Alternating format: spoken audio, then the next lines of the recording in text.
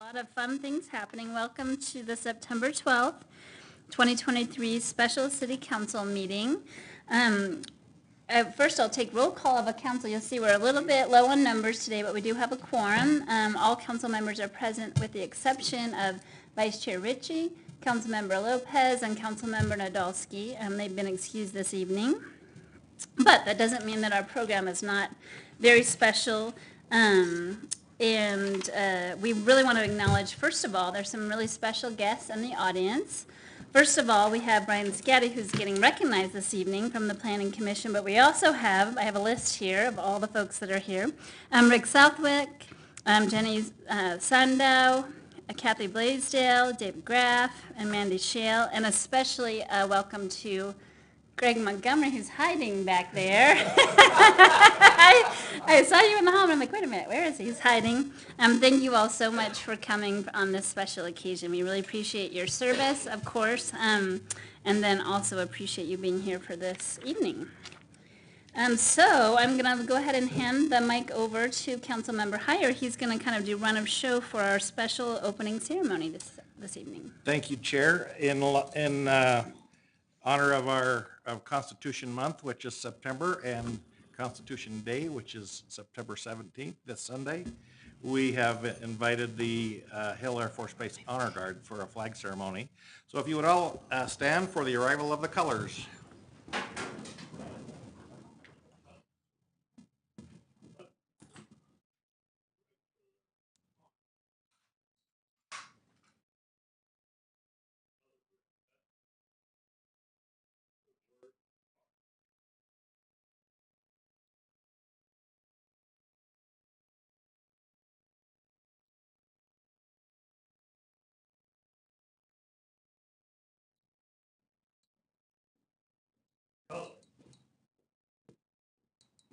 Halt.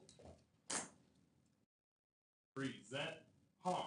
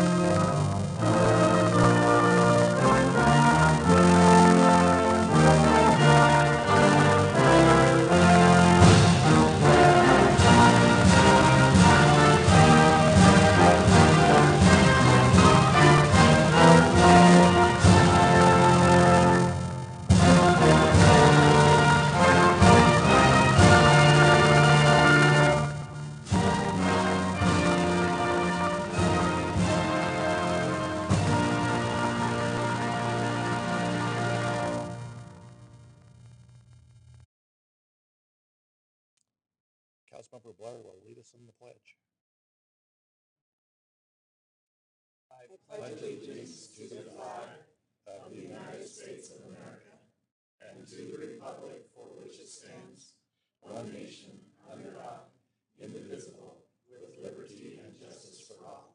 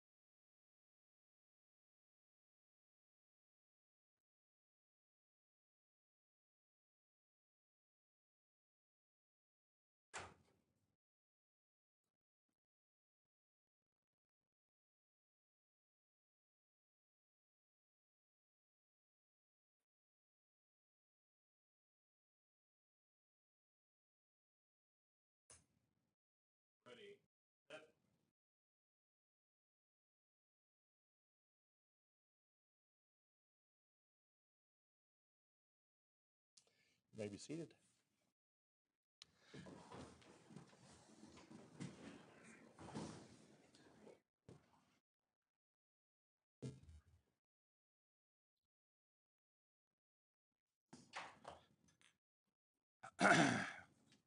Please bear with me. I get a little misty with the patriotic ceremonies. I'll do my best. Ladies and gentlemen, the United States Constitution is the oldest written national constitution still in use and was the first one in existence. It has served Americans well, enhanced freedom and prosperity during the changing conditions of nearly 2.5 centuries. Frequently copied, it has become the United States' most important export. After 2 centuries, every nation in the world except 6 have adopted written constitutions, and the United States Constitution was a model for all of them. Consequently, if we abandon or weaken its fundamental principles, we betray our own national ideals, and we also weaken our global neighbors. The Constitutional Convention assembled in Philadelphia in 1787 to revise America's first Constitution, the Articles of Confederation, but they decided to draft an entirely new frame of government. On September 17, 1787, 38 delegates signed the new United States Constitution. Our Constitution is neither a self-actuating nor a self-correcting document. It requires the constant attention and devotion of all citizens. There is a story often told that upon exiting the Constitutional Convention, Benjamin Franklin was approached by a group of citizens asking what sort of government the delegates had created. His answer was, "A republic, if you can keep it." The brevity of that response should not cause us to undervalue its essential meaning. Democratic republics are not merely founded upon the consent of the people, they are also absolutely dependent upon the active and informed involvement of the people for their continued good health. A few quotes that I wanted to share with you. Patrick Henry said, "The Constitution is not an instrument for the government to restrain the people. It is an instrument for the people to restrain the government, lest it come to dominate our lives and interests." He also said, "If life so dear or peace so sweet as to be purchased at the price of chains and slavery, forbid it, Almighty God. I know not what course others may take, but as for me, give me liberty or give me death." John Adams said, "You will never know how much it has cost my generation to preserve your freedom. I hope you will make good use of it."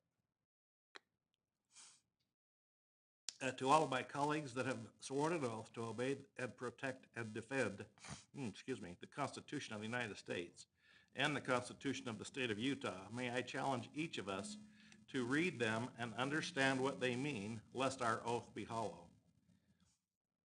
If you had been a member of the Second Continental Congress in 1776, you were a rebel and considered a traitor by the king.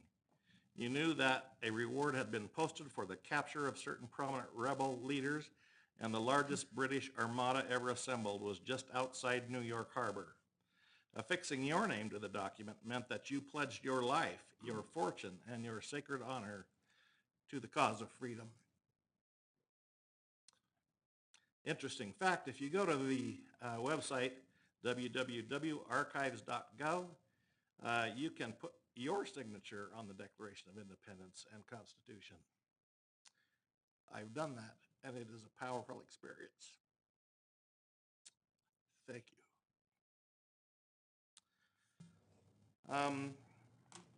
Can we bring the color guard back up for the flag folding?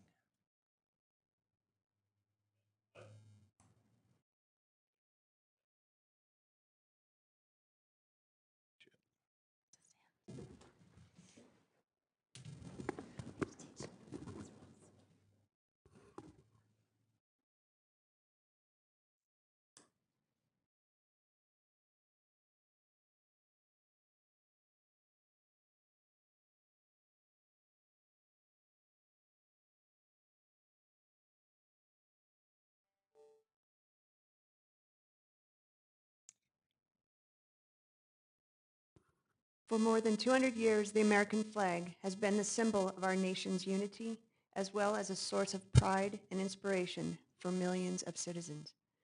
Born on June 14, 1777, the Second Continental Congress determined that the flag of the United States be 13 stripes, alternating between 7 red and 6 white, and that the Union be 13 stars, white in a blue field, representing a new constellation. Between 1777 and 1960, the shape and design of the flag evolved into the flag presented before you today. The 13 horizontal stripes represent the original 13 colonies, while the stars represent the 50 states of the Union. The colors of a flag are symbolic as well. Red symbolizes hardiness and valor. White signifies purity and innocence. And blue represents vigilance, perseverance, and justice. Traditionally, a symbol of liberty, the American flag has carried the message of freedom and inspired Americans both at home and abroad. In 1814, Francis Scott Key was so moved at seeing the stars and stripes waving after the British shelling of Baltimore's Fort McHenry that he wrote the words to the Star-Spangled Banner. In 1892, the flag inspired Francis Bellamy to write the Pledge of Allegiance, our most famous flag salute and patriotic oath. In July 1969, the American flag was flown in space when Neil Armstrong planted it on the surface of the moon. Today, our flag flies on constellations of Air Force satellites that circle our globe, and on the fin flash of our aircraft in harm's way in every corner of the world. Indeed, it flies in the heart of every airman who serves our great nation. The sun never sets on our U.S. Air Force, nor on the flag we proudly cherish. Since 1776, no generation of Americans has been spared the responsibility of defending freedom. Today's airmen remain committed to preserving the freedom that others won for us for generations to come. By displaying the flag and giving it a distinct fold, we show respect to the flag and express our gratitude to those who have fought and continue to fight for freedom at home and abroad. Since the dawn of the 20th century, airmen have proudly flown the flag in every major conflict on lands and skies around the world. It is their responsibility, our responsibility, to continue to protect and preserve the rights, privileges, and freedoms that we as Americans enjoy today. The United States flag represents who we are. It stands for the freedom we all share and the pride and patriotism we feel for our country. We cherish its legacy as a beacon of hope to one and all. Long may it wave.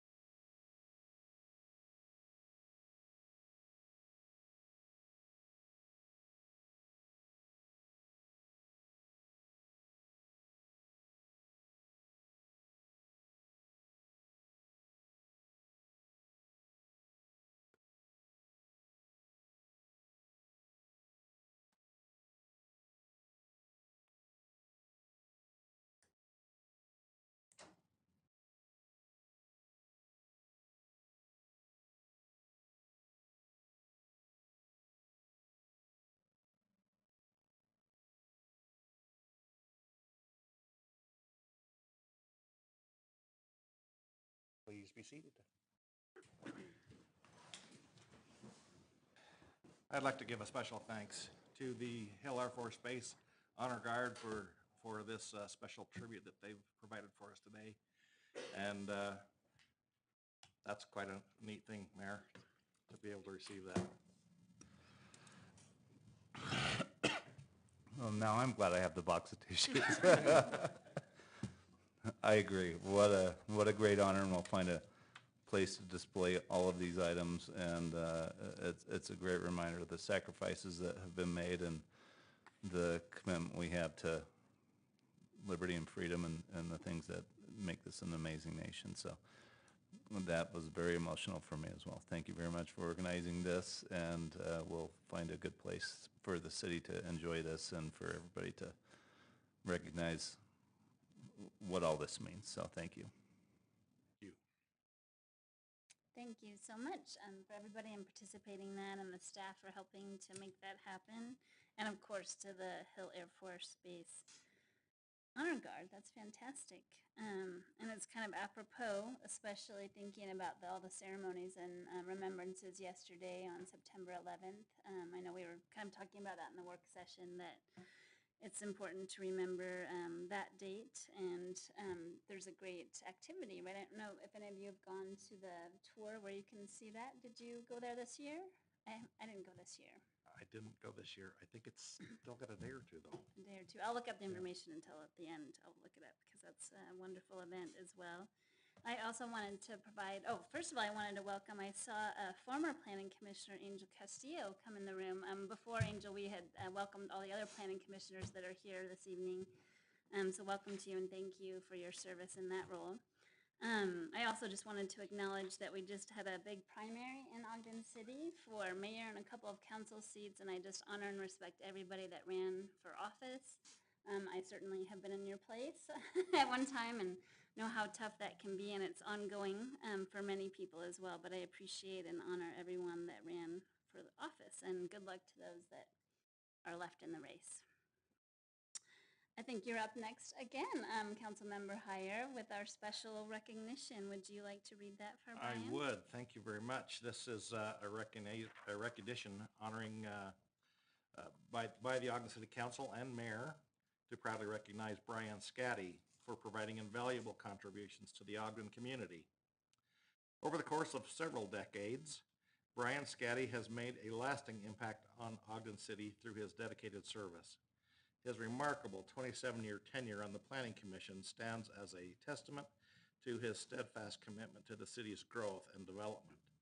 Throughout his tenure, Brian was involved with various community projects, including the transformation of Glassman Farm into a hospital, the Junction redevelopment, DDO to BDO transformation, general plan development, intermodal hub establishment, municipal building rehabilitation, amphitheater construction, and Weber County Jail relocation, as well as many other things. Brian's commitment to Ogden extends well beyond his service on the Planning Commission. He has served diligently in multiple roles, including a decade on the Board of Adjustment, more than 4 years on Landmarks Commission, and has participated in various subcommittees. Additionally, Brian has served on the Ogden Pioneer Day Committee since 2001, showcasing his unwavering dedication to celebrate Ogden's rich history and culture. A fan of Weber State athletics and events, Brian also volunteered at the D-Event Center as an usher alongside his wife, Rhea. Did I say that right? Oh, good. We are grateful for Brian's remarkable service and contributions to Ogden City. His leadership, knowledge, and attention to detail have played a significant role in Ogden's growth and progress.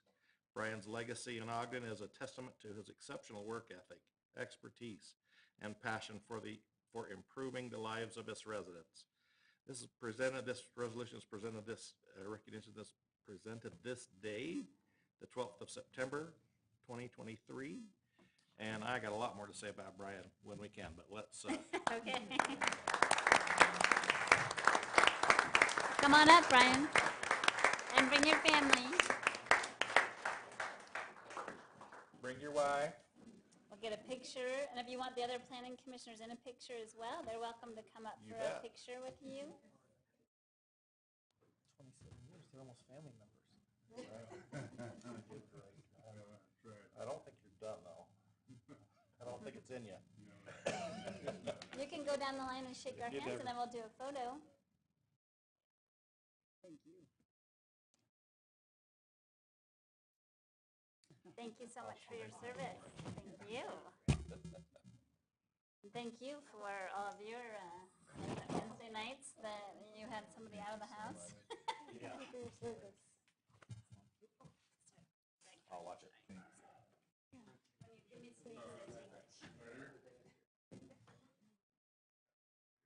You want to bring up the other commissioners? If you want with them or not, without. Yeah, come on up. And if Greg, do you want to join too? Come on up, Greg. Kathy, we'll get you a picture. This is Ria's phone. Oh, really?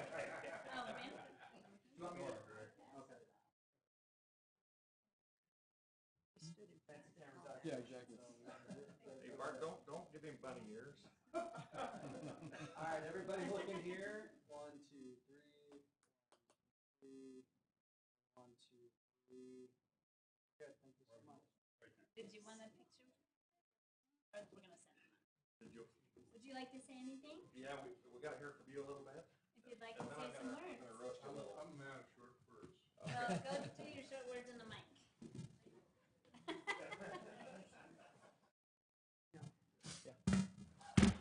Well, I thank you all. As planning commission members can attest, I'm very shy and don't say much. I appreciate this honor.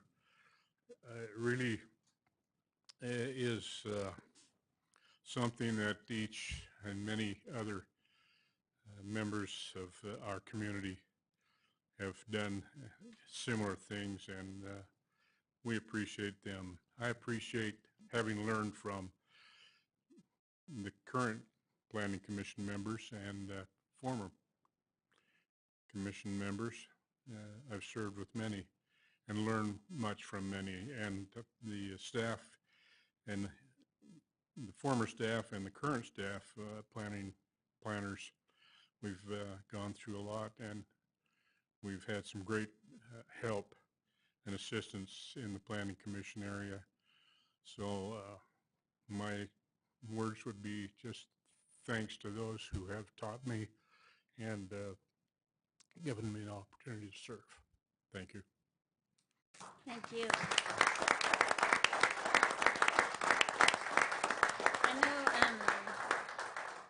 I know that Councilmember Heyer had some things to say, but I didn't know if any other planning commissioners would like to step to the mic to make, you'd be welcome to make a statement if you'd like to, or Greg, anybody is welcome.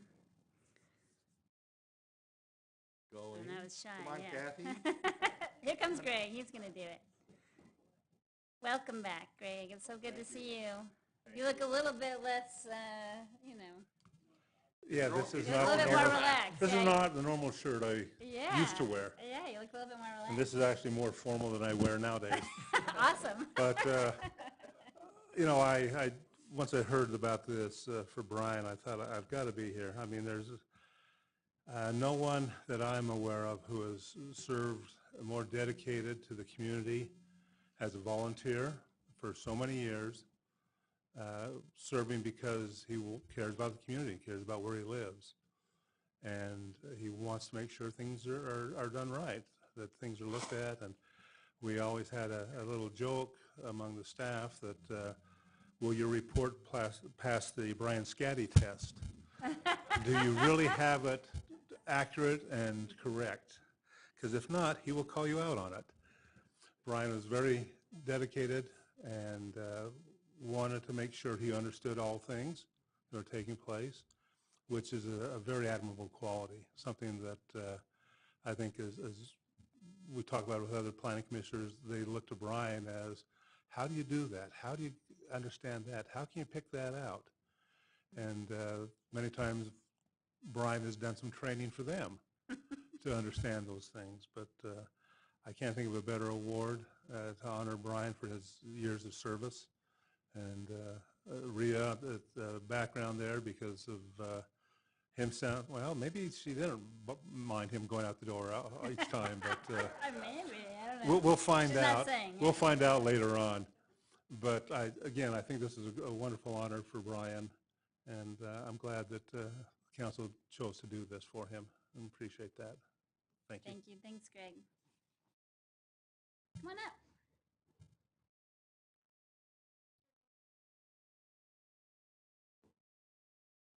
I would like to just go off of what Greg Montgomery said.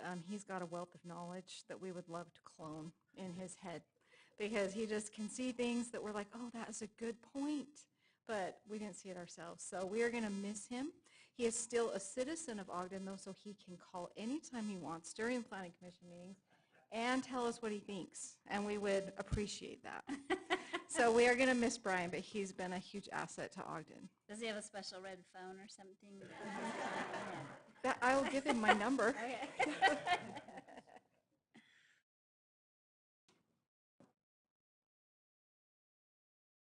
Come on up. It was 2002 when I got a call from Mayor Godfrey asking me if I would serve on the Planning Commission, and I said, what's that? But I said yes, because I love Ogden, I love being a citizen here, and I love knowing that we all can make a difference. When my first Planning Commission meeting, I didn't know anyone, but I looked at Richard Heyer and listened to him during the meeting, and Brian Scaddy, and I picked out 2 mentors for me, and they have been wonderful. And I am so thankful for Brian and his knowledge and sharing it with this city for so many years. He is so dedicated, and I hope I can continue to be the same. And thank you, Rich, for your input too. Thank you. Thank you. And thank you all again so much for your service. We really depend on it, especially those of us that aren't, well, especially me. I'm not really a planning person, so I appreciate Rich as well as all of your advice when you send things to us on the council. I really appreciate that. Okay, are you going to say some words? Sure. I remember back, I got my way back machine. I have a way back machine and a way back machine, and that was the way back when I met Brian. He was the chair of the Board of Zoning Adjustments, and code enforcement had nailed me on an illegal fence. Oh, what a way to meet. And that was how I met Brian, and I did not succeed in winning my case. You didn't win. But Brian was the voice of reason on that board, and you know, he calmed me way down. I mean, I didn't know him before, and I didn't keep up with him afterwards until several years later, when he and I were both appointed to the Planning Commission on the same day. And as you know, I mutinied from there, and he didn't. He stayed, and it has been wonderful to have him there that whole time, because as you all know, we read the staff reports when submittals come, and I'm always keenly interested to know what Brian Scaddy had to say about that, because it's been my experience that, like Greg said, he's got a 100-foot tape he keeps with him, and he goes and he finds the things that either were overlooked or mistakes made or whatever, and he calls them out.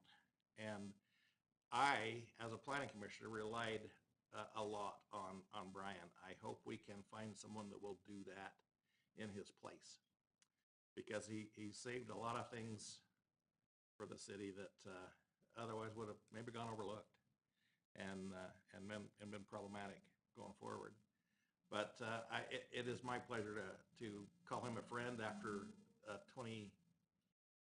nearly over 30 years since we met, and I see him at Weber State games because he's always there taking tickets, and the man is relentless at his volunteer work. He's a great example for anybody that lives in Ogden, and I know that he loves Ogden as much as I. And I thank you for your service, Brian. So I just want to, I just want to thank you. As a junior council member showing up to the parade and trying to find our spot the first year, you were very nice and kind and got me to the spot. The second year when I showed up, I still didn't know where to go. You were somewhat kind and got me to the right spot. By the 8th or 9th year when I showed up and asked you the same question, I think you were just like, what the freak is wrong with her? So you didn't say that to me, but thank you for being so patient with us and herding the cats that are up here, because I know that just even the us have a hard time getting to the right spot. I can't imagine on that day having all of those people get to the right spot. So thank you. I appreciate all that you've done, not just on the Planning Commission, but all of your other volunteer activities. So thank you. I'm not positive, Councilmember Heyer, but I may have known Brian. It's been close to 30 years, so I've known him a long time. I don't build illegal fences though, so I never had that pleasure.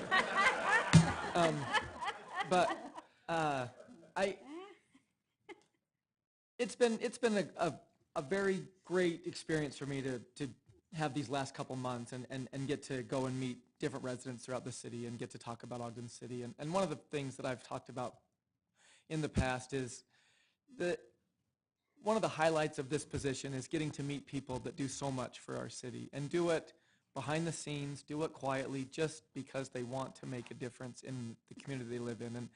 And as Councilmember Heyer said, no one exemplifies that more than Brian. And I just want to sincerely thank him because, I mean, the list of things that he has done and participates in and does, I would dare say not a lot of people know that. And it's honorable and awesome. And I appreciate you doing those things because, like Councilmember Heyer said, I think a lot of it would get by us. And you didn't allow that because of your love for this city and this community. So I appreciate the work that you did and the time that you sacrificed to do it. I think we all appreciate the time and effort that it takes to do what you've done. And so you're a great example to all of us, not just up here, but everybody in our community to get involved, to make a difference, and to try to make this a better place. So I applaud everything that you've done, and I am actually I'm in awe of the way that you were able to do it. So congratulations. One of the things that I've enjoyed about this position in the last number of years being a big cheerleader for Ogden, and one of the things that's brought me great pleasure and pride has been represented as we've been recognized as as the most charitable community in the United States of America when it comes to volunteer hours given and charitable donations. And you're a fantastic example of that. And if everybody in the community was willing to roll up their sleeves and go to work and do the things that you did, we'd live in a utopia. So thank you for being an example. Thank you for all of those years of volunteer service and commitment and dedication and class. You've been an amazing, every time I've been to Pioneer Days and everything else, you're just a great representative of everything that we stand for here. So thank you for your time, your commitment, your sacrifice. As Rich said, maybe your beautiful wife was happy to get you out the door, maybe not. Either way, the service to the community has been phenomenal, and we thank you both for the sacrifices that you've made and for the contributions you've brought. Thank you very much. Thank you. Yes, thank you so much. Well, and I was thinking too when we were talking that if anybody wants to apply for the Planning Commission, if you don't know what that is, first of all, you can look that up. And you can also apply by going to the website, Planning Commission on Ogden City website. It looks like there's a button right there that says apply to be on the commission. So if you're interested in doing that, feel free to submit an application. Awesome. Thank you all. I think they did fill his spot already, though. Oh, yeah, we'll see. We like to have some applications in the backup, right? Yep. Okay, great. Well, moving on in our agenda, we have some minutes to approve. First up, we have I'm going to wait on yours, right, Councilmember Blair, because you took over some there. So let's go with Councilmember White, reading for Councilmember Lopez, the regular meeting of November 1st, 2022. I also have another one in front of that one. I'm so sorry. So I've at read the top. I'm Yep. sorry, I missed that one. I've read both of those Okay.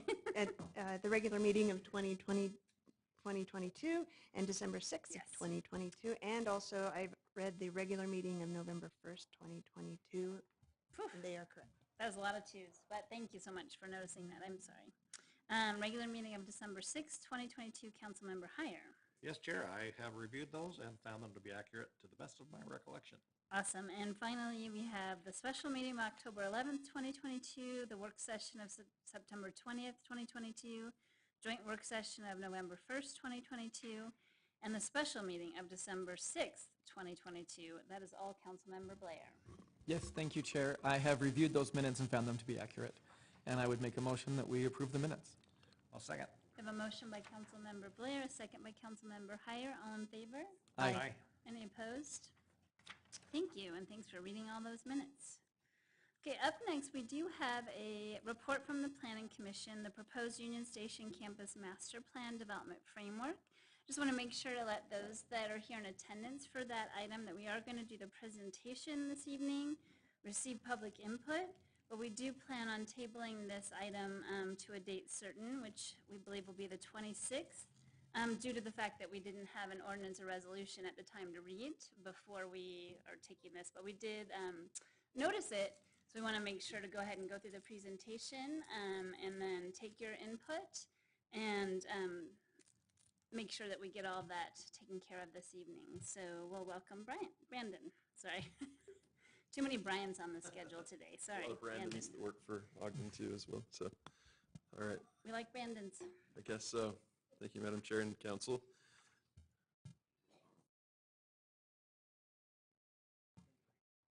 Oh, that would be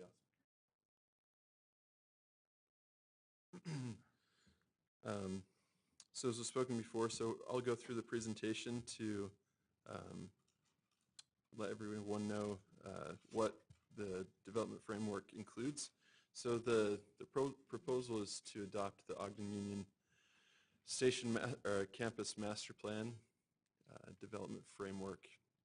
And so I'll go into more detail about what this includes, but really what it is an overall master plan for the development of the Union Station campus.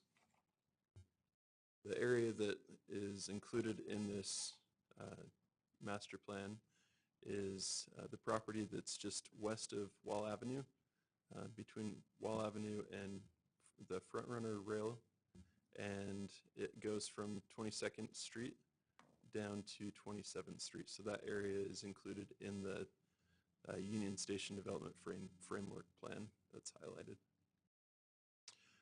In the development framework, it's divided into three different areas. So you have the north parcel, which is owned by UTA. Then you have the Union Station parcel, that's 8.4 acres, and the south parcel that's 4.2. So total equals 29.6 acres. The development framework plan is referenced in the Make Ogden Downtown Master Plan. So I just wanted to highlight a couple of those areas. So the Make Ogden Master Plan is divided, as you know, into to 4 episodes. And believe it or not, we are almost at the end of episode 1. So episode 1 talks about the development of the Utah Transit, or the UTA property, so the area that's north of 24th Street, and talks about the importance of this property being developed as part of the Union Station campus. Episode 2 also talks about the build-out of the Union Station campus and the importance of providing spaces for commercial, for hospitality uses, retail uses, and as well as educational uses. Episode 2 also includes or identifies some projects that should be part of the Union Station campus. So it talks about a new Union Station museum building and a train hall. It talks about the renovation of the forecourt plaza in front of the Union Station, as well as the transit plaza north of the Union Station, and other cultural buildings and a parking structure that would be part of this campus to provide additional parking for people that use the campus as well as the downtown area. The campus master plan was built on 4 pillars. and they include economic sustainability, transportation, history and culture, and education. One of the primary reasons for adopting the framework the development framework is protecting the Union Station building. As you all know, it's an anchor to historic 25th Street and an icon to Ogden. And so one of the primary reasons for adopting the framework development plan is protecting its view, protecting its longevity. So in the framework plan, it talks about the allowable building heights surrounding the Union Station. And in the graphic on the bottom, it shows where the heights are limited based on the Union Station building. The first tier, that light pink area, limits buildings to the height of the wings of the Union Station. And then the outer areas that are the dark pink are limited to the height of the Great Hall. So it really protects the view of the Union Station and makes sure that that's a focal point for the area. Another part of the framework plan is the network of pedestrian pathways or paseos and shared streets. This is one of the parts that I think really, I guess, ties everything together. As the property develops, of course it won't all develop at once, but it'll develop over time. And so as that occurs, this plan will help make sure that the campus is developed as one single campus that's easy to use for pedestrians, for people that use bicycles or vehicle. So there are lots of ways to traverse the campus. So there are some examples. Well, and also the other thing I wanted to highlight is with this network of streets and trails and paseos, it also provides an opportunity to develop land across from the front runner rail. So it provides that future opportunity. Can I interrupt just really quickly on this slide? So those building heights that you're kind of displaying right next to Union Station currently, if we develop on that other side where future development is written, would those building heights also follow a similar pattern? That's a great question. To my knowledge, they're not addressed in the development framework plan. But that's something to take into consideration. Because it's not part of the campus right now, it's Right. just behind it. Okay. That's definitely a good idea.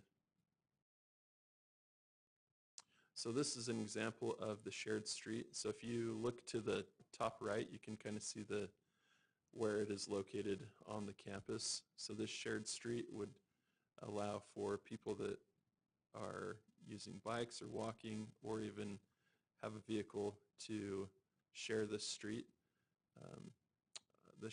And I'll go into more detail, but the shared street is really an area where it's an active space for the entire campus and connects the north parcel to the Union Station parcel. So I think it's a great opportunity. This one also shows the paseos.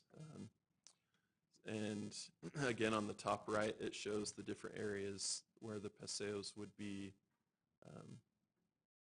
built. And that's one of the advantages of having this framework development plan is that the entire campus will function as one development, although it'll happen over time. So I think it's a great opportunity. And the paseos also connect the open spaces throughout the development. So if someone is at the BRT hub, they could potentially hop on one of those paseos and make their way to the Union Station Plaza or down to 25th Street. And this is an example of what the open space could include and the experience that you could have in those spaces. This is another part that I think is really important. Talks about active ground floor. And so the orange areas are developable areas or areas that could include structures.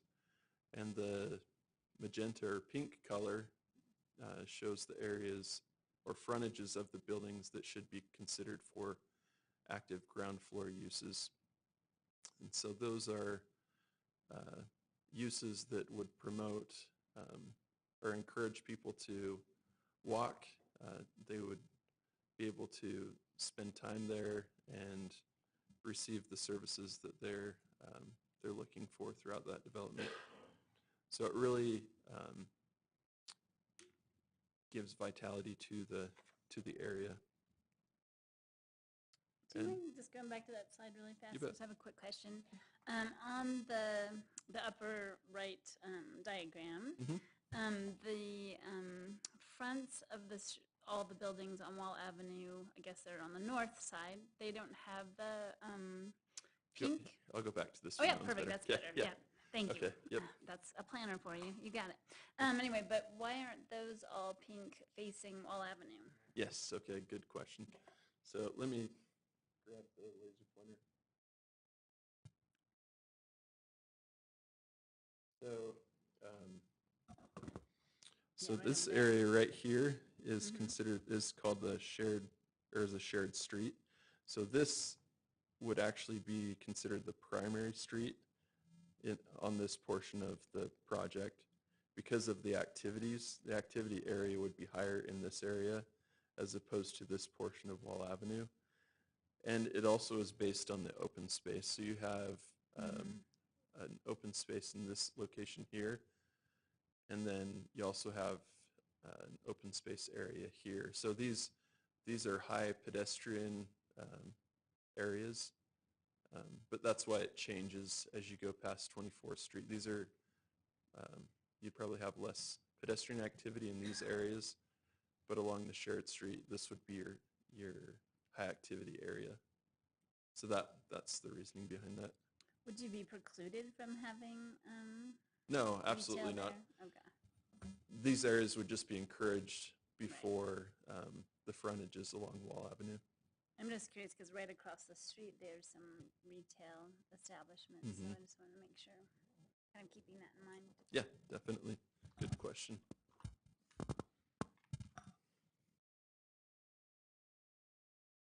And this image just shows the context within the downtown area. So the campus, or the Union Station campus, is outlined in this black color right here, and it shows if this area past or west of the Union Station were to develop, this almost becomes ground zero. But really, this is a catalyst project that will encourage other areas to redevelop and to, this will be something that will carry the vision forward. So, let's see if I missed anything real quick. Any other questions from council members while I was looking?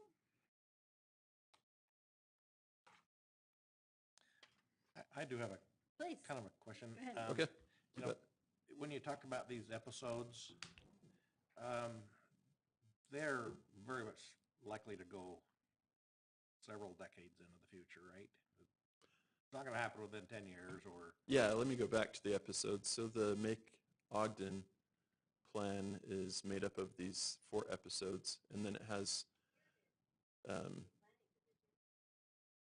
projected, or I guess goals that the city is working towards. So, but yes, it may not follow that exactly, but these are the projected goals of what to accomplish. So how per does episode. this fit the, my experience, which is getting kind of long in the tooth with city, planning and plans in general.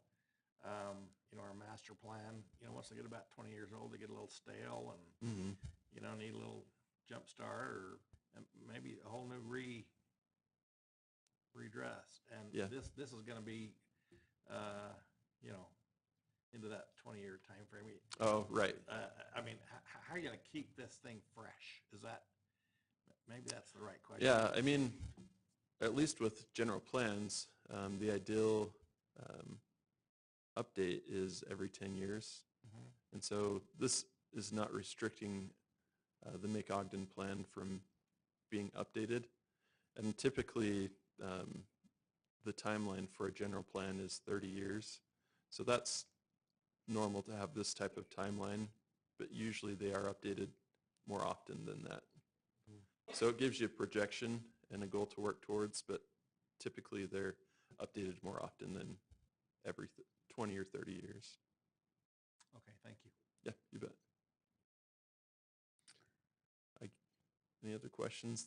I only had one other slide, and then You bet. I'll be all done. So I guess just 4 things that I would want you to consider with this plan. So it does implement the Make Ogden Downtown Master Plan. So it's an important part of that. The Development Framework Plan also is mentioned in the Downtown Implementation Ordinance. So the recent ordinance that was adopted states, and actually I'll go back because I had that specifically here.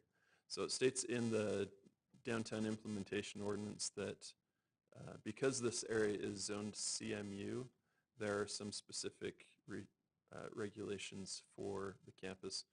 It says where a project is located within an area of the city adopted project master plan, including this Union Station master plan and Wonder Block master plan, building heights shall be governed by that plan. So that's one of the main reasons why we would like to adopt the framework development plan, because it's referenced in the downtown implementation plan. The other reasons are to protect the existing buildings, to promote reinvestment in the existing buildings, and to improve the overall site.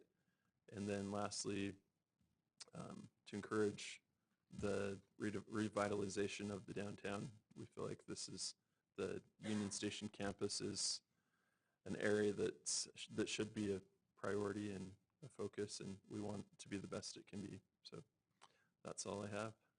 I do have one more question. I've just heard some concerns from folks that the Union Station might be just given to developers to develop without any, really citizen input. Do you know if that's part of this plan at all? I've read the plan, and nowhere does it say that it would be given for private use. That's my understanding too. I just want to make sure I'm understanding that correctly. Right. Yeah, from what I've been told, it's going to be improved and used for public purpose. But, yeah. Any other questions? Okay, great. Unless we want to have more discussion, we can go ahead and take public input. Anything else? All right. Thank you. Great. We'll be happy to take public input on this item and this item alone right now. You can step to the mic and state your name for the record, and you have 3 minutes to speak. And if you're online on the Zoom meeting, you can also raise your hand if you'd like to speak. Do we have any phone numbers? I can't tell. Go ahead and step up. We'll just figure out the online thing here in a second. Welcome. Hi, I'm Steve Jones, a Ogden citizen, and I would like to compliment all the hard work that's been done on this framework plan, but I'm going to suggest that it needs a lot more work before being adopted. There's multiple activities going on with the advisory committee and a 2-year contract that it's for doing planning, and I mean, one of the things I just saw in this presentation is there's a building that is sitting between Union Station and Wall Avenue. That should be a no-no and should be prohibited in the plan. Another thing that I saw was that the new museum building is positioned behind the rail center. Well, what is there today is all the rails and switches and so forth that are needed to get railroad equipment into and out of the rail center. So if you put a building there, it's going to be landlocked. So, I mean, those are a couple of the obvious things that I'm really thinking it's a good starting point, but this needs a lot more work before it gets implemented. So I'm encouraging you to, what I would suggest is delay the vote on this until the new administration takes office. Let them make it their own at that point. There's not that much time between now and when the new administration would take office, and let's make it a great plan. So thank you very much. Thank you.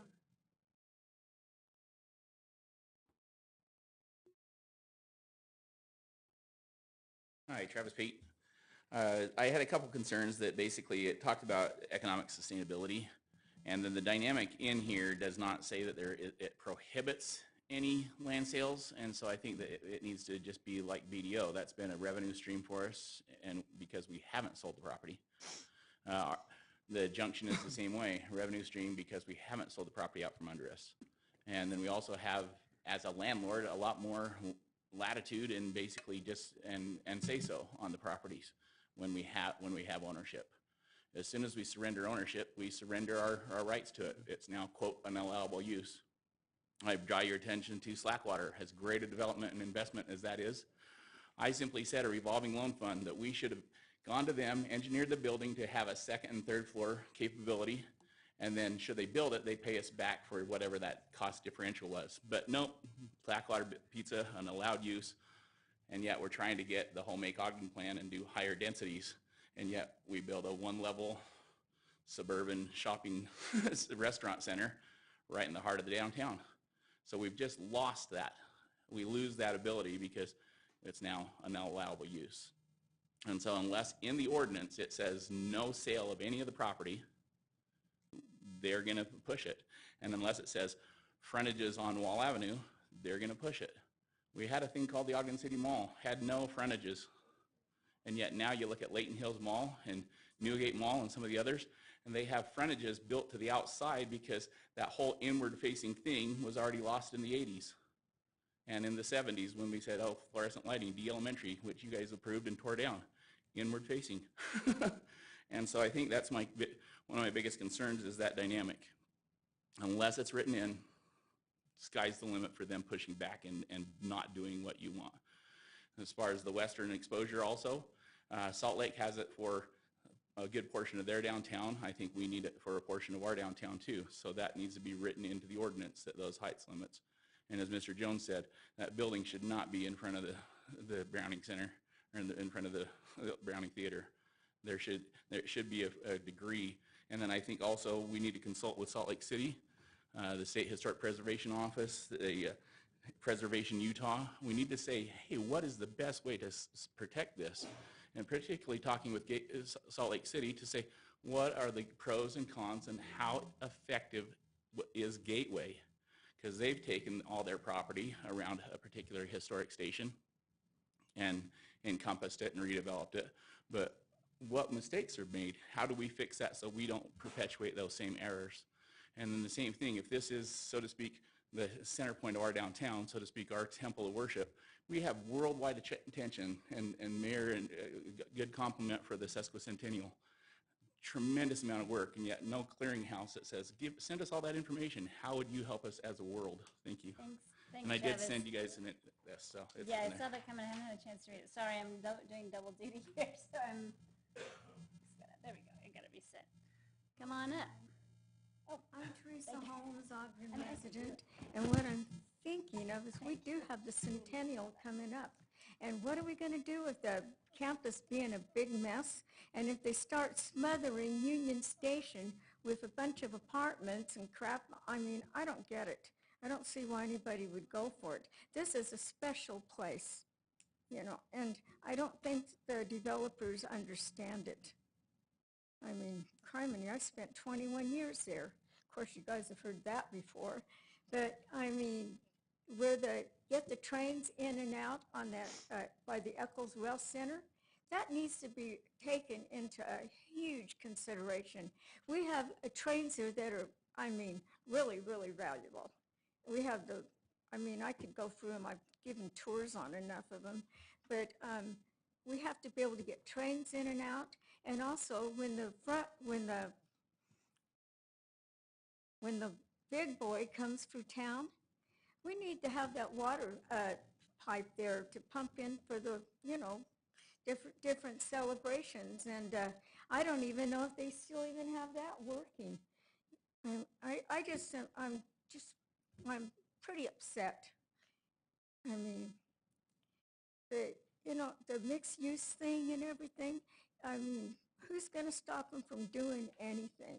It's like you've turned over everything to Brandon, and he isn't listening. I mean, I've been at every one of these meetings practically, and nobody listens to us. And by the way, you talk about volunteer hours. I have over 7,000. Lee Witten has about 7,700, and a few of them might have 500. 5,000. But nobody's ever said docents get any prime time or anything. So I'm kind of angry. And then you guys let Damon Burnoff threaten to erase my hours and, you know, push me out. I mean, if this is the kind of people you guys have hired, well, then you guys need to can them and get somebody else. That's my opinion. Thanks, Teresa. Is there anybody online, Brandon? I can't tell. I can tell there's 5 attendees. Welcome.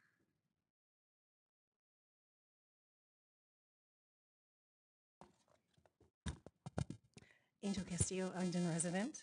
I'm going to reference something which might sound like it's not on this topic, but I promise you it does tie to it. Y'all as a body have commissioned the only truly equitable community survey that there has ever been with actual crosstabs, and that was what you put forth and had Weber State work on with the community survey for the CREP, which started off as HB 411. It is truly equitable as it is census tract driven. You unequivocally, without a doubt, had feedback from the entire city.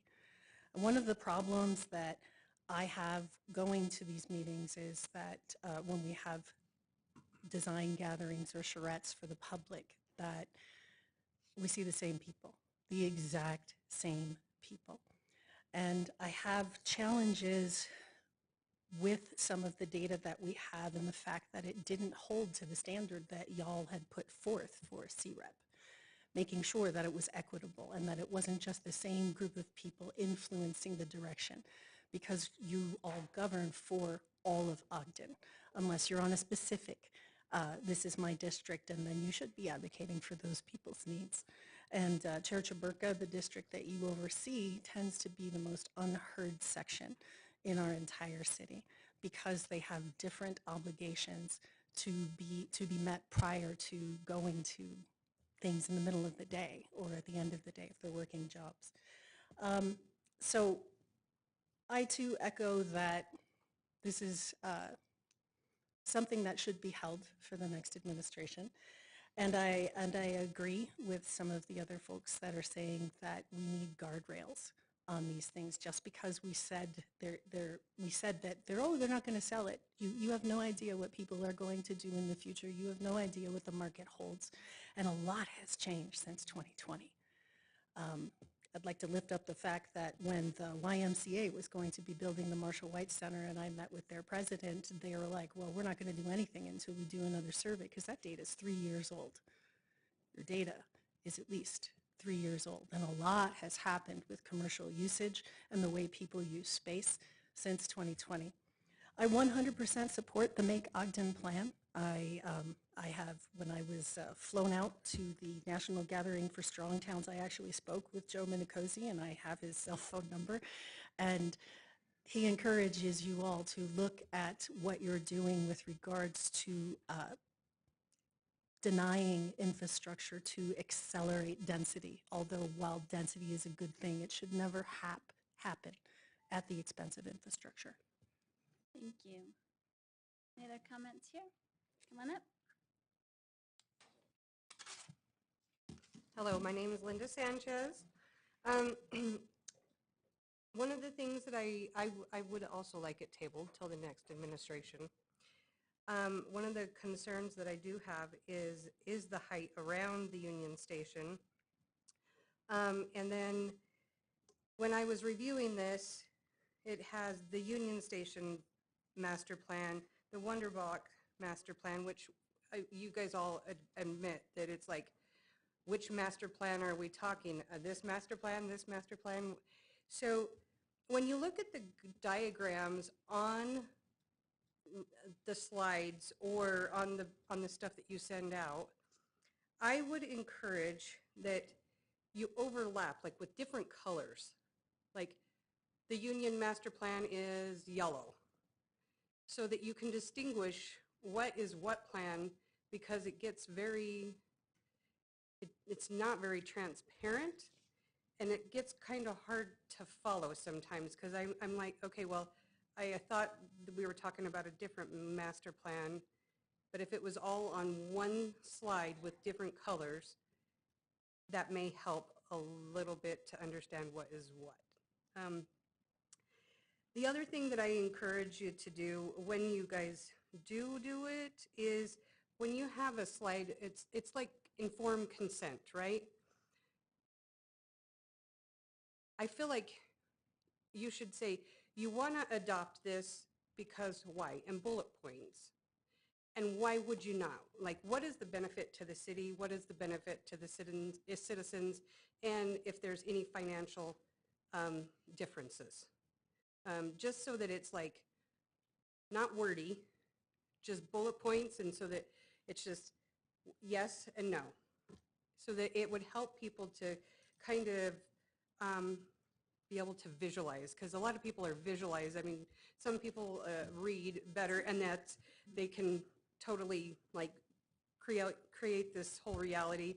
And then there's other people that is like, okay, I want to envision this, but it's not clear. I just think it would help those people to have a little more clarity. And that is my recommendation. Awesome, thanks. Thank you. I'm a visual person too. I like it. Anybody else here? Okay, we have Heath Sato online.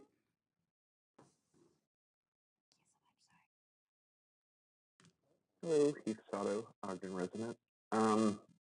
I just wanted to lift up the comments about the public meetings and presentations,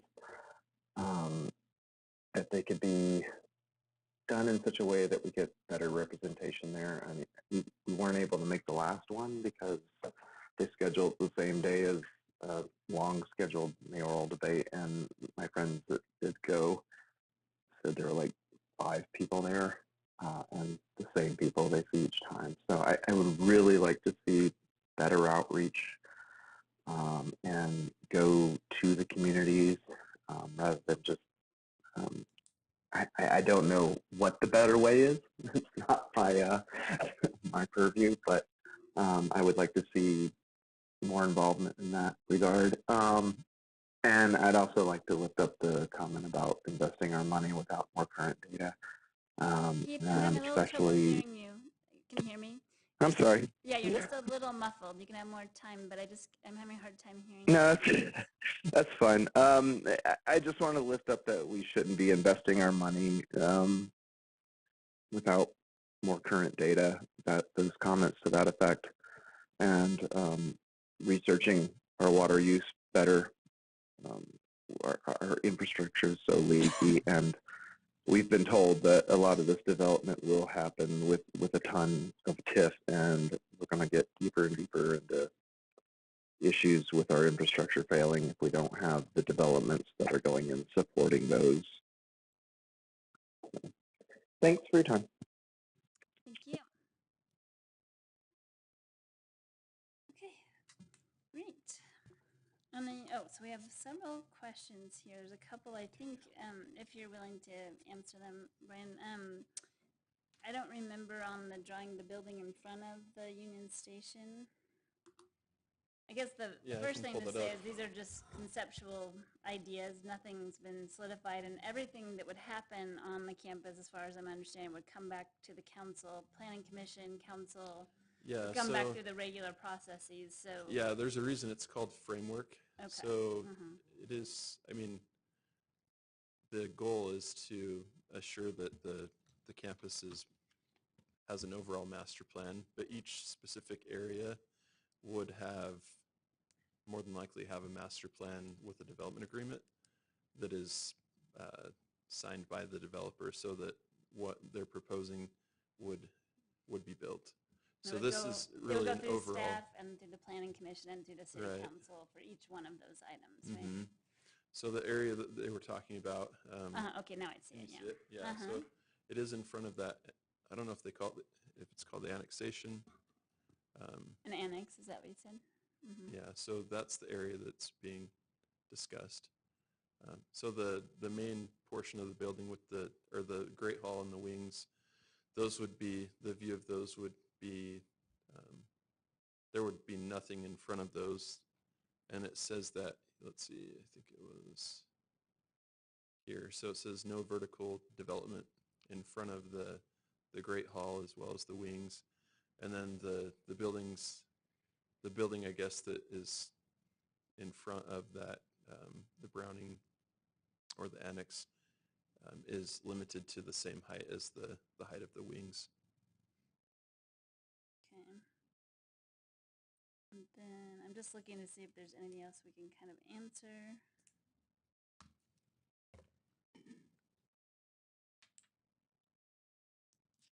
Is there anything any council members would like to respond to?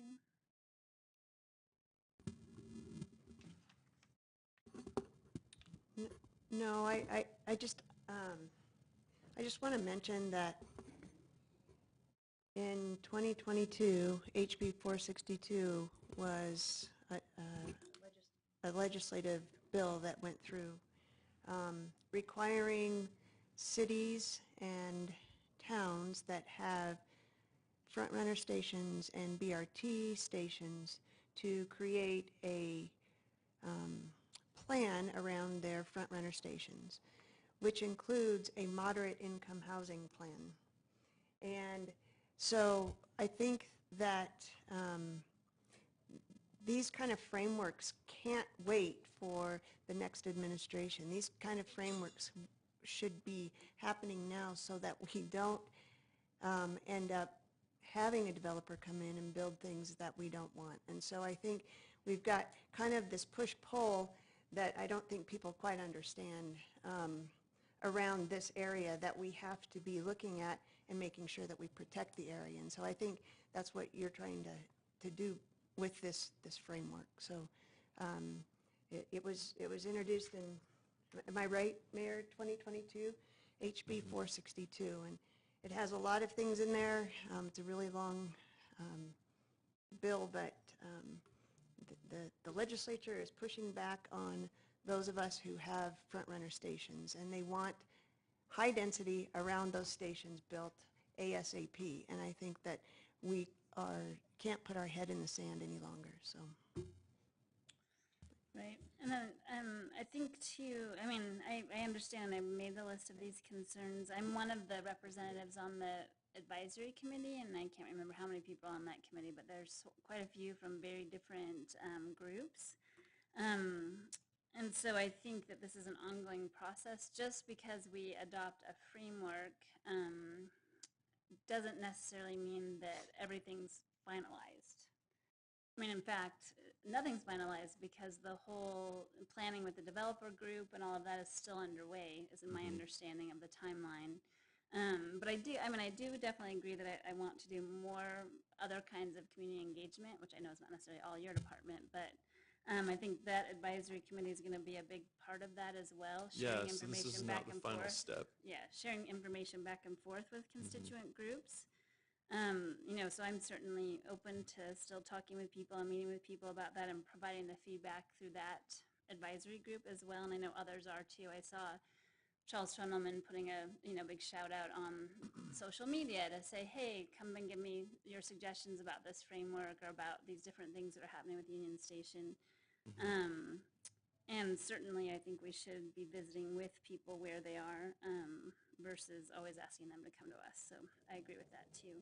But I don't think, and maybe I'm misunderstanding, but I don't feel like adopting a framework like this, whether there's some tweaks or some things we want to change about it, finalizes things to a point that we still wouldn't be in an iteration of what's coming forth, if that makes sense. So that's my understanding. That's correct. Yeah, I know Community and Economic Development, they have plans to, work with whoever's developing the property to come up with a specific master plan for each project. So this has, this document is guiding, but it also does have some regulation to it. But there's a reason that doesn't say exactly where a specific building has to be built, because we're aware that whoever develops the property will still have to go through that exercise and really dial in and know all the details. So yeah, like for example with the rail center, et cetera, all of that. I mean, all of that will be taken into consideration when that part of the development comes to fruition. Right. Depending on what those stakeholders say at that time. And I do know that the developing group for the campus has said they would love to come and meet with groups and get feedback on different elements too. So, and we'll leave that open to people as well. But in the meanwhile, I think we're tabling this anyway.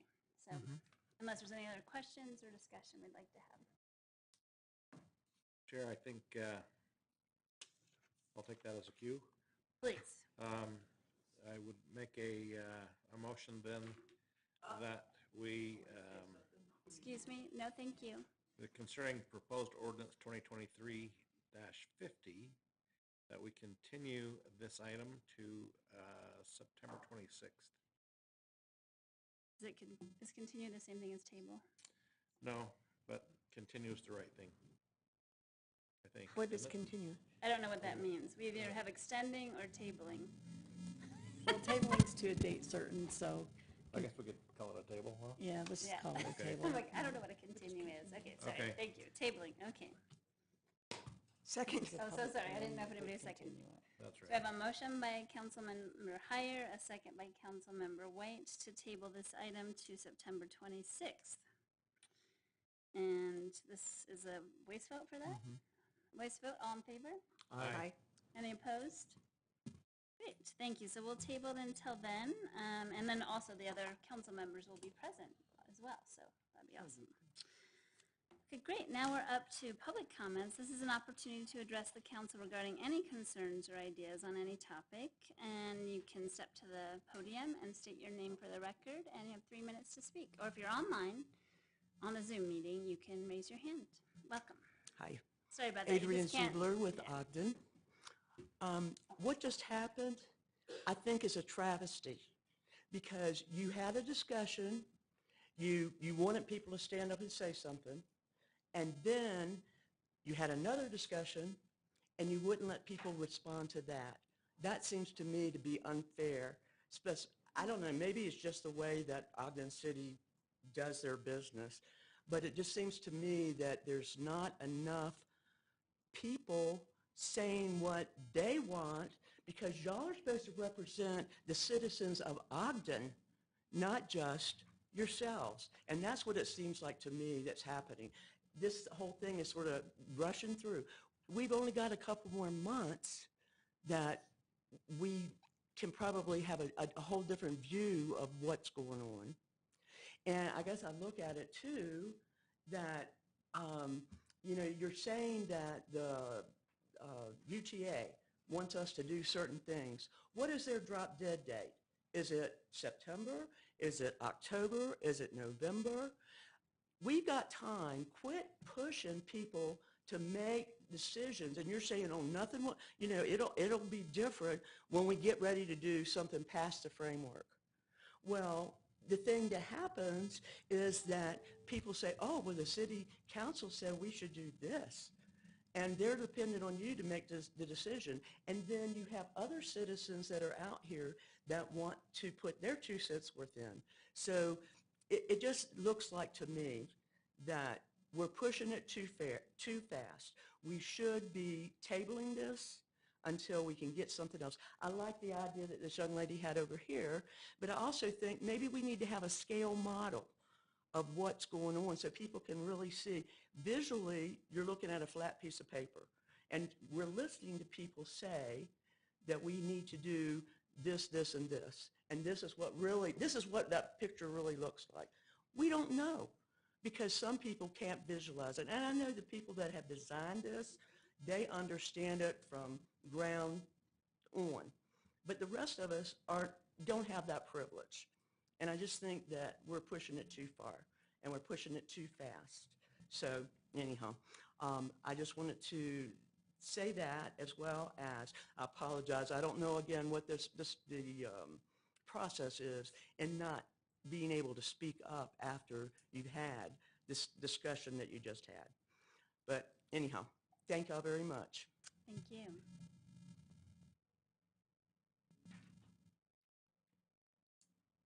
Laura Lewis, I live in Ogden. This is a question for you. She's helping me She out moved here, on yeah. me. This is the second time I think you've brought up HB 462 and saying it's requiring us to have low-income housing next to a transit. And I've looked at that bill, and I don't see where it's that specific in that bill. Could you come next week or the next time you meet and show me in that bill where it says that we have to build low-income housing next to a transit? I don't see anything in there that specifies a distance or anything. I saw something about a database, and I'm not schooled in reading these bills, and that's why I want your help to make sure that we're both interpreting that the same way. So I appreciate that. Thank you. You bet. Any other comments?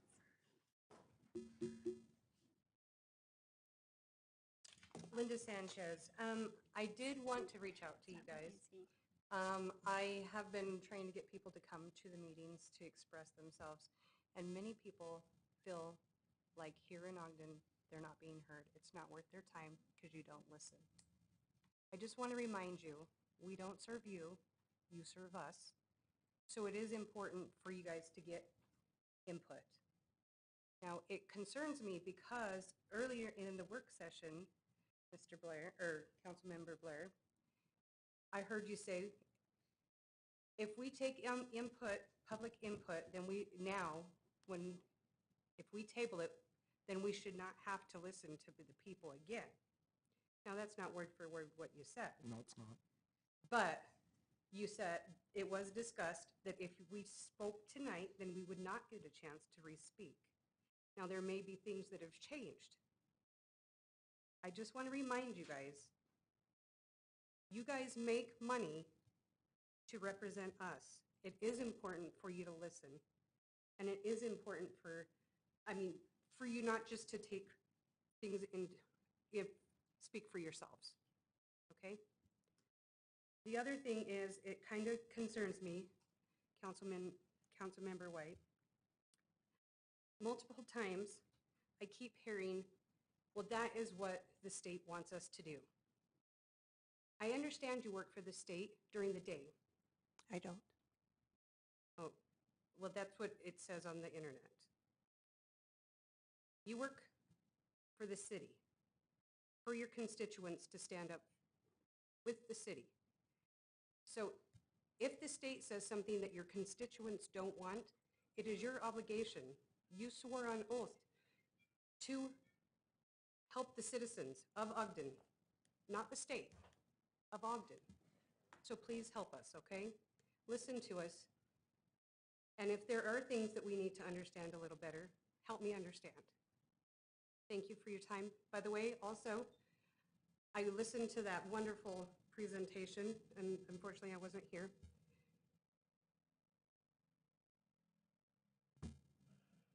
It was amazing.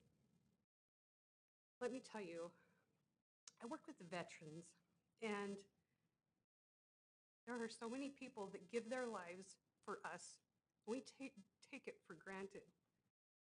And for us to take something like that, even though it's just a few minutes, and honor them, I really appreciate that, and that's what speaks to my heart. Thank you. Thank you.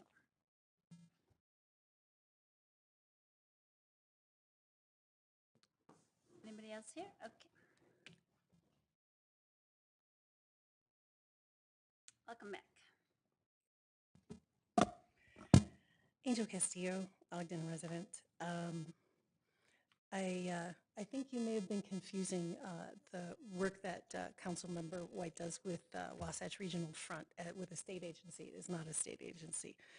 And Laura, I just sent you what you're looking for. It was an amendment. What's happening here is the reason why y'all should be investing money and time into holding town halls. And I know that that is a really difficult noticing thing because when 2 or more of you are gathered together, it's an official meeting and so on and so forth. But this format is not conducive to the dialogue and the connection that y'all say that you want to have, and it seems like you want to have. And so it's going to require some intentionality of meeting people where they are and allowing them to have dialogue, because a lot of this back and forth of confusion is a direct response to this is not a conducive format for that. Going back to what we're talking about for the Union Station, I appreciate you putting some more time in between that, and I totally understand that a framework is not the full-on we're going to do this, and that there still is a process for people, each project to come forth. But I would again like to lift up that my grandma used to say, good fences make good neighbors. And when I was doing a whole lot of cycling, you know, and you used to think that a kryptonite lock will keep your bike safe, it will not. It keeps honest people honest. And whenever there is an opportunity to take advantage of the system, sooner or later somebody will. And I think it's imperative that we make sure that we have some guardrails on marking in a legal manner what your intention is. That your intention of Union Station, no developer is going to sell it and give it away. It's ours. It belongs to us. Or we're going to put some parameters on what we will and will not allow and over what time period. I think that's really important, and that's where a lot of the panic is coming from, because the way that the code exists right now, if anybody really wanted to, they could. It's the exact reason why y'all didn't get a vote on the Wildlife Center. You know, I'm grateful for the outcome where we are right now, but all of that tension and all of that conflict is because there's a gap in allowing you your right to be checks and balances to the administration, and it just needs a clear standing. And I'd like to really have you all consider the phrase, there is a difference between planning for growth and paying for growth. And we have a tendency as the RDA to be doing a whole lot of paying at the expense of our infrastructure and our community. Thank you. Thank you.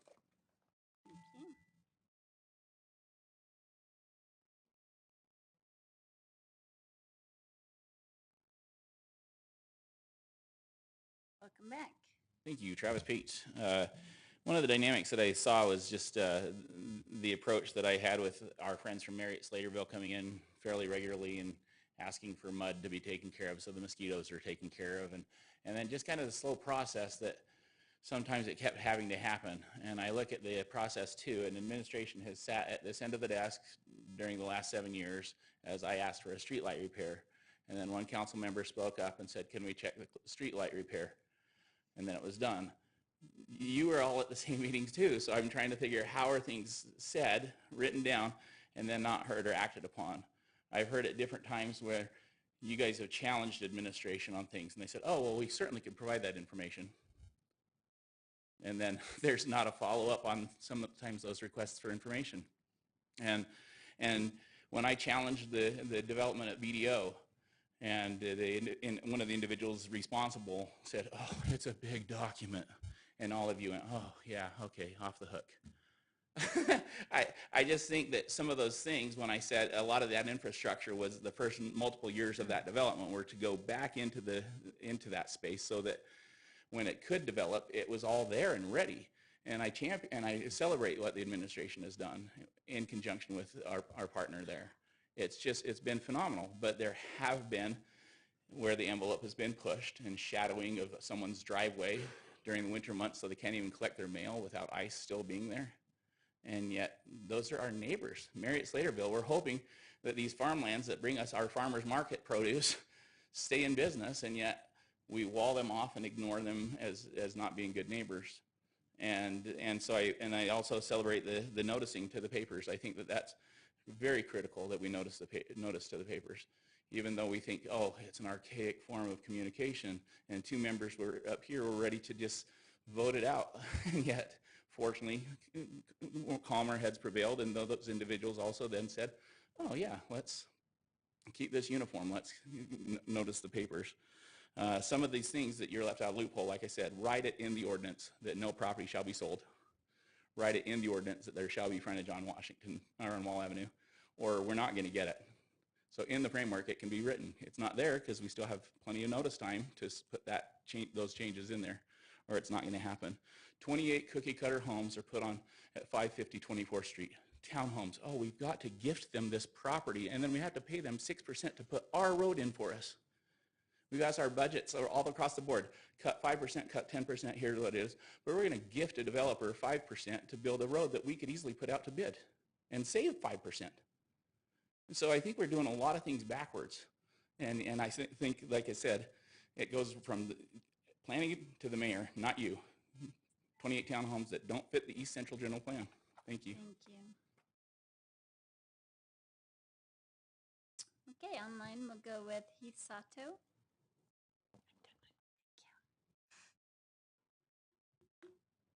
Hey there, Heath Sato, Ogden resident. Two things from an ongoing battle and today in the work session. The ongoing battle has been the Wildlife Center, and I am so pleased the city has moved to grant them their extension, and the terms are fair, and I'm very happy to see it.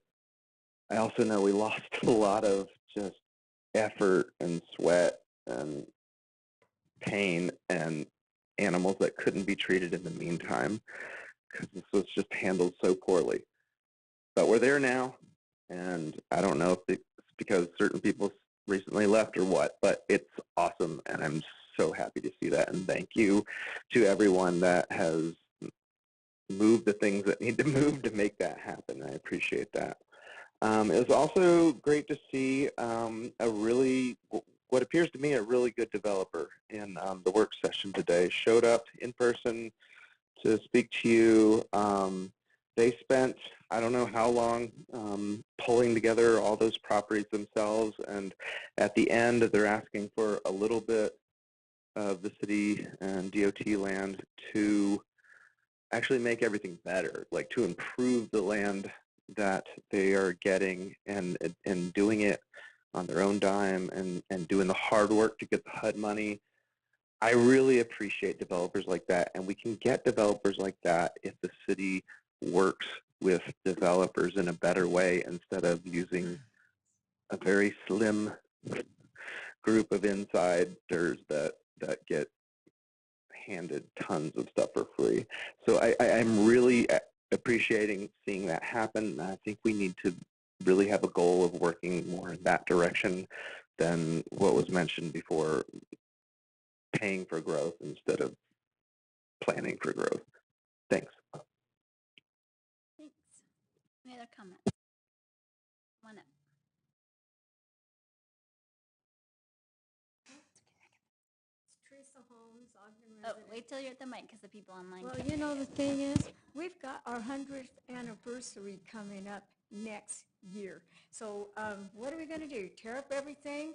And on Spike Day, the thing is, we had about 200,000 people in town for the trains. They wasn't there for retail or anything else like that, but it really did help the restaurants downtown. So, I mean, there is a lot of train enthusiasts. So what are we going to do? Tear up everything and put in retail and smother the campus with apartments that are too close by and maybe too tall? You guys don't get that we have a gold mine there.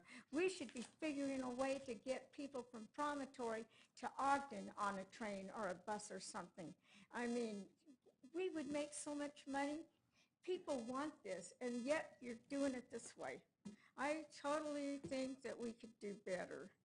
And that's my opinion. And I know nobody listens to me because I'm a mere docent, but you know what? I'm really good at what I do. So I do want us to have a spectacular party for Union Station's 100th anniversary. And that's it right there. We need this. Ogden needs it. We need to know that we're a good community and we have a lot going for us. And, you know, just destroying what we have for something in the future, for a few retail stores. You know what I'd like to do? I'd like to send them up to Washington Boulevard to develop that and put some more parking lots up there, you know, and get some homes up there. But I mean, I remember the old downtown before they put them all in. And once they put them all in and that's gone, now what? And I went to the gym over there the other day, and the elevators, the carpets, everything in there is looking pretty tacky. It's getting run down. I don't know who their landlords are. Maybe it's you guys, maybe it isn't.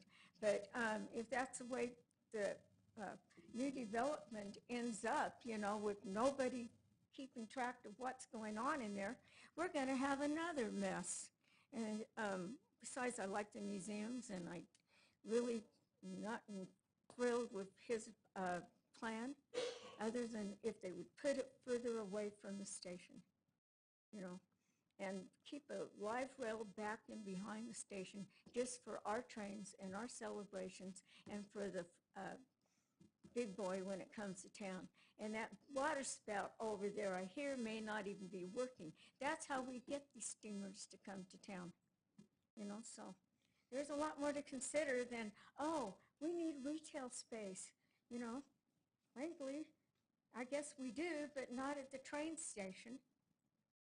Up 25th Street needs help too. Money there. Thanks, Teresa. And I love you guys. Thank you. Shut up. All right, that stopped. Good. Well, thank you so much. Okay. Any discussion or any response? Yeah, I just have a couple of things, and I'll work with you, but it's under the moderate income housing plan document, and I can. looking at that right now, and I don't see it. So Yeah,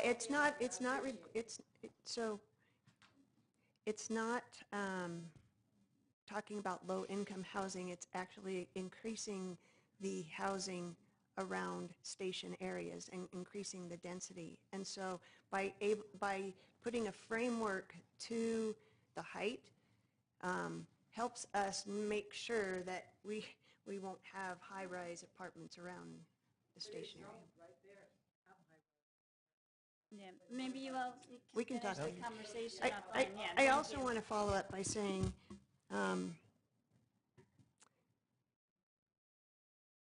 so you were asking me about advocating for cities. I have been a board member on the Utah League of Cities and Towns. I have done nothing but advocate for our city against state laws like this. And it's really hard, including station area planning policy, including short-term rentals. And so to think that I'm not at the Capitol advocating for our city is wrong. And so I just want you to know that I have spent a lot of time advocating for our city and making sure that these kind of things actually maybe aren't always favorable, but they could be a lot worse. And So I just want you to know that we don't just spend time here on the dais reading our packets. We spend a lot of time outside advocating, working with legislative policies, making sure that our city is the best that it can be. And so I just want you to know that a lot of us spend a lot of time on legislative activities. So. It's true, and I appreciate your service and the mayor's at that level too, and everybody else's service too.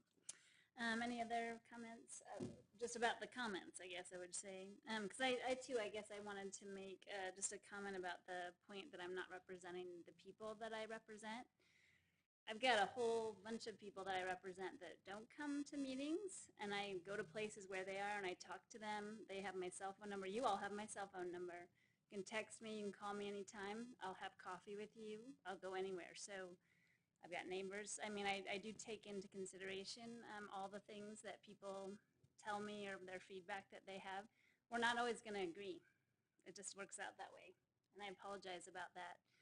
But I was elected to this position because I listen to people, but also because I feel they think I do have their best interest at heart. So that's my point of service. I don't appreciate getting criticized. I don't mind getting criticized based on my policy decisions, etc. But I will always defend myself in representing the people that elected me. Any other comments? Mayor?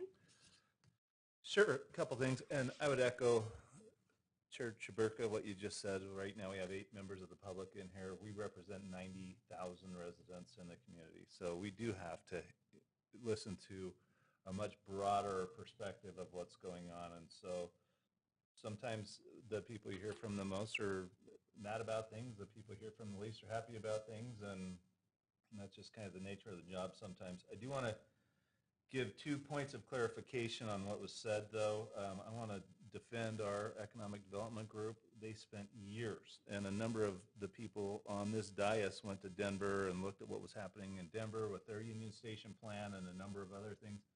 We have spent years holding open houses and town halls and public forums for people to come in and give us their advice and their consideration on what they think should happen down there. So to say this is something that we're just kind of taking on the hip and taking direction from just a handful of people is absolutely incorrect. There have been years of dialogue about Union Station. We do see it as a crown jewel for what's happening in our downtown, and that's something that's really important. And there's been a lot of noise made about the Wildlife Rescue Center. Nothing's been said about the 12 years. We gave them free access to a building. We took care of that building. We managed that whole area and everything else. This is not something they were surprised about. They've known about this for a long time. It sometimes comes back to no good deed goes unpunished, and that's unfortunate because we gave them more than almost any other nonprofit in the city has had, and for people to throw stones and say we were uncaring and inconsiderate about how that was approached is completely incorrect, and I'll just leave it at that. Thank you very much. Thank you. Any other council comments? Chair, I'd just like to mention one more time, it is Constitution Month. Get your pocket version and read it. It's a really good read. Especially those of us who have sworn an oath. You know, it's important that we kind of know what this says. Not that this governs local politics all that much. It does some, but it is a document that restrains the federal government from getting out of hand, and it's nice to know that as citizens of this great country. If we don't, we're apt to lose the freedoms that we have if we don't stick up for the freedoms that are enshrined in this document. I also want to echo what the mayor and others have said. The Wildlife Rehabilitation Center. I have kind of kept biting my lip about that because I know they were making hay off of making us the bad guy, so that they could get money to make their move and to do the things that they should have been planning for a long time. But why they didn't, it's kind of between them and their plans. But the city has been a good host to them for 13 years, and it's just unfair to cast stones our way. you know, it's just unfair. Thank you. Oh, and the other thing I wanted to mention is talk to Christy McBride about the 100-year celebration, because I know she's got a lot of plans underway. Teresa, I was telling you to talk to Christy about the celebration. Okay, great. Meeting to adjourn? Motion to adjourn. Second. Motion to adjourn by Councilmember Hyer, second by Councilmember Blair. All in favor? Aye. Any opposed? Okay, thank you.